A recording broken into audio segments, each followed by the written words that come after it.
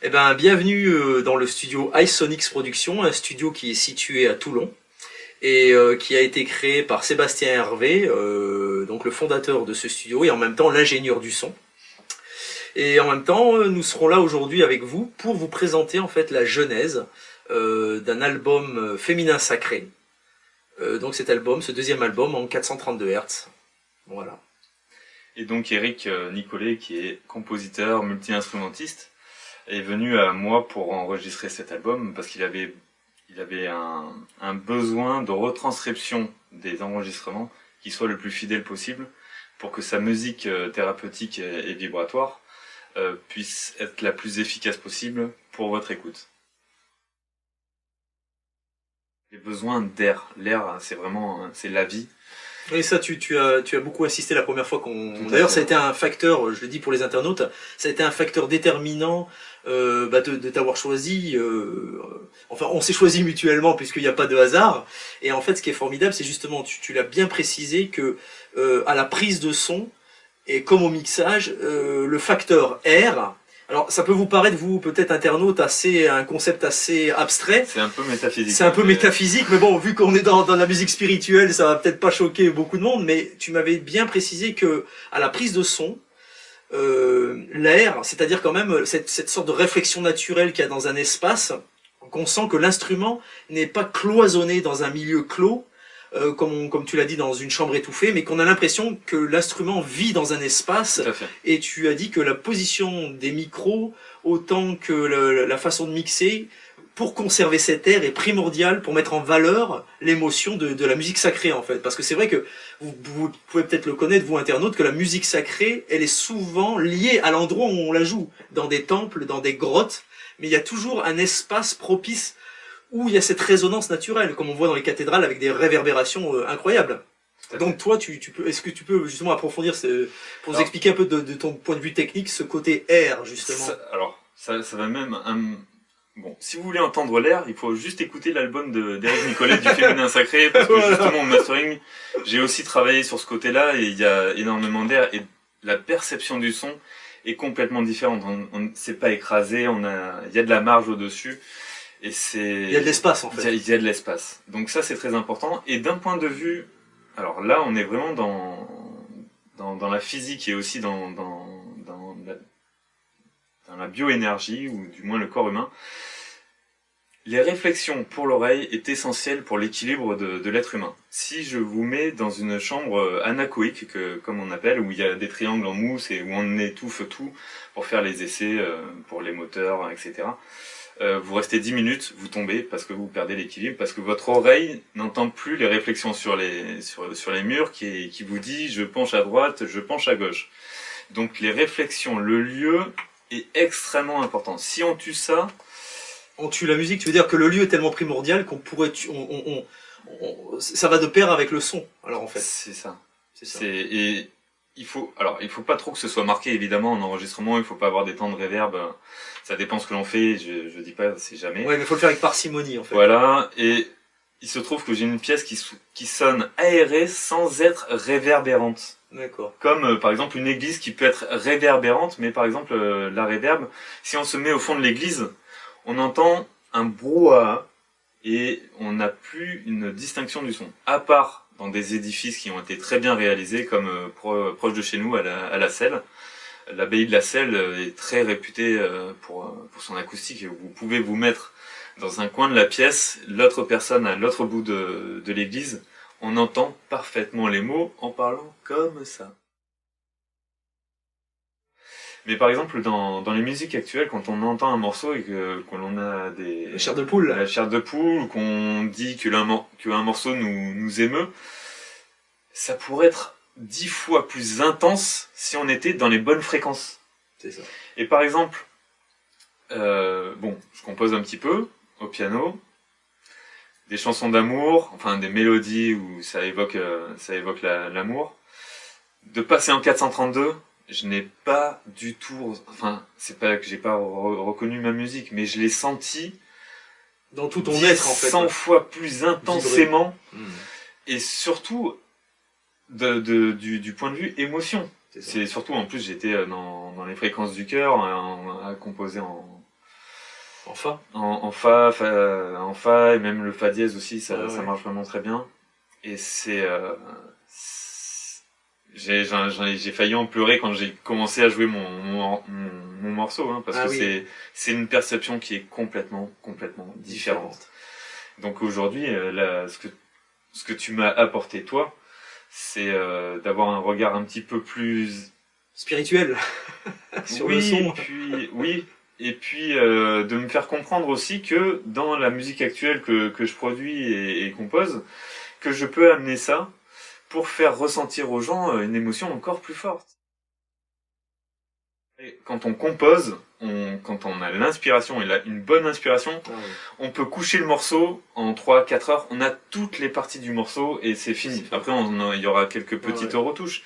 Mais on le reçoit en fait. On le reçoit et on ne peut pas le réintellectualiser pour le refaire. Dès qu'on le pense, on le perd en fait. Non, et puis je ne pourrai jamais refaire une composition. C'est pareil. C'est pas possible. Donc c'est bien la création. D'ailleurs, on en parle peut-être pas assez souvent, mais quelque part dans l'album Féminin Sacré, ça a été, il y a eu une trame derrière, mais ça n'a été que de la musique, de l'instant présent canalisé en fait, quoi. Ce qui m'a bluffé avec toi, et je pense que ça a été une des premières questions, enfin à la fin de la première journée. Comment tu fais, Eric, pour jouer tous ces instruments de cultures différentes, avec des gammes différentes? Comment tu fais pour que ça sonne si en harmonie avec la culture proprement dite? Parce qu'on peut être vite dans le cliché, ou la caricature, quoi. Dans la caricature, et ça m'a vraiment, j'ai encore des frissons à parler de ça, parce que ça m'a... Oui, ça nous touche, quoi. Quand tu as fait des morceaux amérindiens, on est dans les Amériques. Quand tu fais des morceaux égyptiens, on est dans l'Égypte. Et ça n'a rien de caricatural. C'est vraiment... et c'est là où tu parlais de Canal. Tu n'as pas étudié d'un point de vue, on va dire, académique, toutes ces cultures, ni même les gammes. C'est quelque chose qui te vient de... Ben, on en parlait, c'est en fait le phénomène de résonance en fait. C'est parce que nous on en parle très souvent, ce phénomène-là en fait qui explique ce pourquoi, parce que même moi j'ai du mal à l'expliquer, d'ailleurs même à le verbaliser. Mais quand on commence à jouer, voilà, il faut pas le verbaliser. Simplement dire que quand on se met en harmonie avec, parce qu'on en parle très souvent, on fait une analogie, mais à la fin c'est même plus une analogie. La musique c'est de l'amour. Parce que ça, de toute manière, on va en reparler après. Tout ce qu'on fait, on le fait par amour. T'as l'amour de la musique, t'as l'amour du métier, c'est ça qui nous a permis de nous rencontrer. Et on veut vous partager cet amour inconditionnel qu'est la musique. La musique et l'amour, ce langage universel, ce langage du cœur. Et c'est vrai que la résonance, c'est ce qui, moi, et ce qui permet à certains artistes justement de capter ces informations de culture, et à un moment donné, ce n'est plus moi, Éric Nicolet, qui joue cette musique, mais c'est cette vibration, ces cultures qui jouent à travers moi. Ah ouais, et c'est vrai que on peut l'expliquer vraiment comme ça, quoi. Quel est le mieux pour les internautes? Parce que tu m'as dit qu'aujourd'hui, la plupart des gens écoutent sur leur téléphone portable. Bon, ça, il faut oublier. Ils écoutent sur leur ordinateur avec des enceintes de très mauvaise facture. Et ils écoutent en MP3. Toi, tu m'as dit quand même que le mieux, c'est d'écouter un MP3 avec un très bon casque, plutôt qu'un très bon format CD ou haute définition avec un casque de très mauvaise facture. Voilà, tout à fait. Bon, ça, c'est vrai qu'il y a ce caractère technique, et plus on va optimiser sa chaîne d'audition, plus le ressenti sera efficace. Mais c'est surtout la façon de consommer la musique, la façon d'écouter. Aujourd'hui, on ne prend plus le temps d'écouter. C'est vrai. Le simple fait de se mettre sur une chaise, dans son canapé, confortablement, vous faites ce que vous voulez, vous prenez un verre de limonade, de fraîche, ce que vous voulez, mais vous prenez du temps pour vous, pour écouter un morceau. Oui, il faut le temps de la savourer, en fait. C'est ça, on ne prend plus le temps de la savourer. Le seul endroit, on en parlait, où on a encore un petit peu une bonne qualité d'écoute et on a le temps d'écouter, c'est dans sa voiture.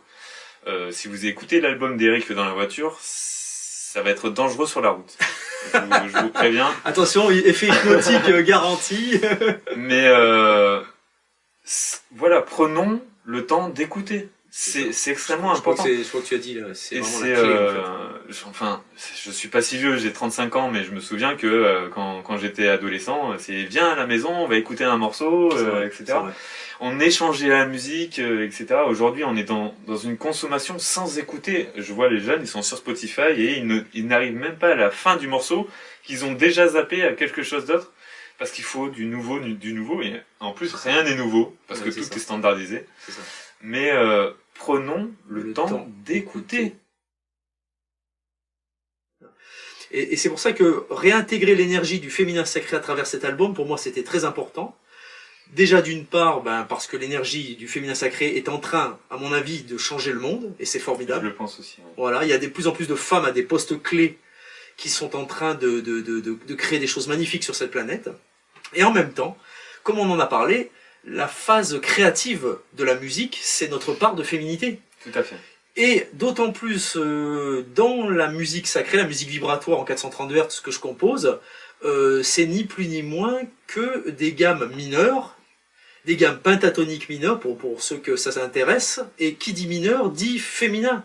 Donc tout cet aspect féminin est intrinsèque à la musique sacrée, en fait, qu'on retrouve énormément dans les peuples premiers, dans les peuples des cultures anciennes.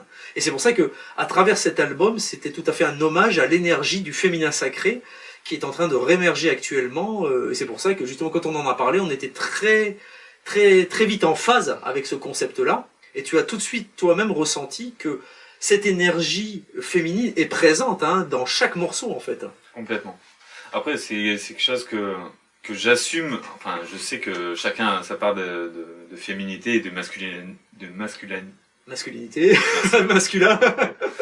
et sa part de masculin. Même chez les femmes, vous avez une part de masculin en vous. Le féminin, c'est la création. Le masculin, c'est la réalisation. Quand je compose, je suis dans le féminin. Quand je mixe, je suis dans le masculin.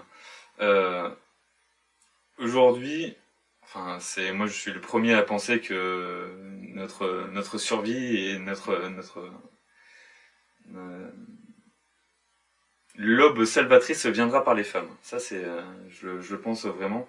C'est les cultures monothéistes ont trop réprimé les femmes. C'est justement parce qu'ils avaient compris le pouvoir créateur qu'ont les femmes. Elles donnent la vie. C'est ça.